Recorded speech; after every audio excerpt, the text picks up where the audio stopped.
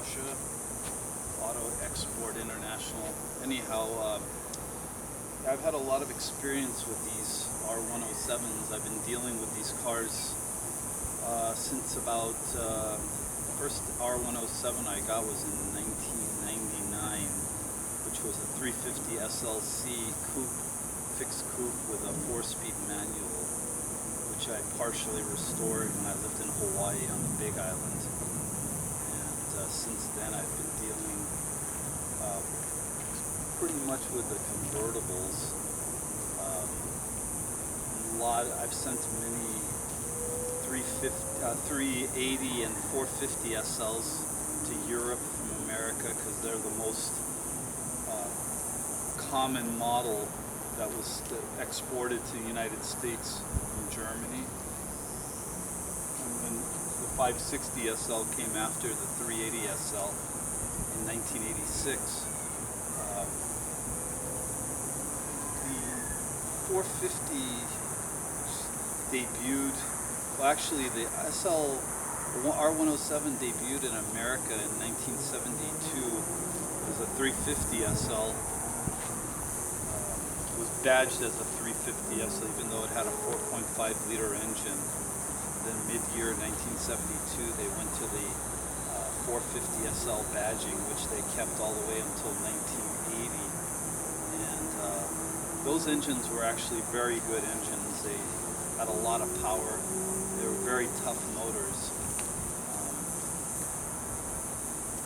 From 1972 to 1975, they used the Bosch D-Jetronics system, which was with a big computer and trigger points in the distributor that fired the injectors. It was a good system, but it had a lot of components involved. Mercedes changed to the Bosch K-Jetronics CIS system for the 1976 model year, and they basically kept that system all the way until the end model, the 560, which was 1989. In the 80s it went to electronic, more, while there was a computer involved, it was a little bit more, how would you say, advanced. The early K-Jet systems were mechanical, and then they incorporated some electronics in the 80s. But the basic system was the same, with the fuel distributor and the warm-up regulator, and a very good, reliable fuel injection system.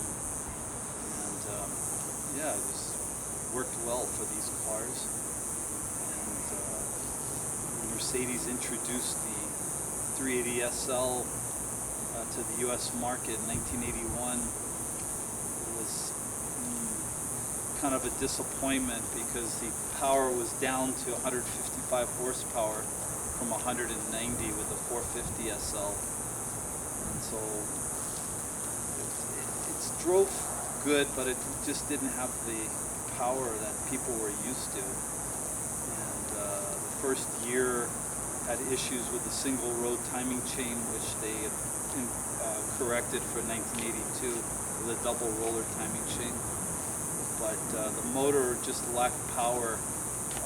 In the European market, they had the 380 also in limited numbers, but it had quite a bit more power because of less stringent emissions regulations and better exhaust systems and so forth. But America, yeah, it was not good, and consumers complained to Mercedes-Benz in North America that they were not satisfied with the power output of the engine. So Mercedes-Benz in Germany was getting the feedback from Mercedes-Benz in North America from their dealers, and you know that a lot of customers were not happy with the 380 with the power of that engine. So this was their solution to that.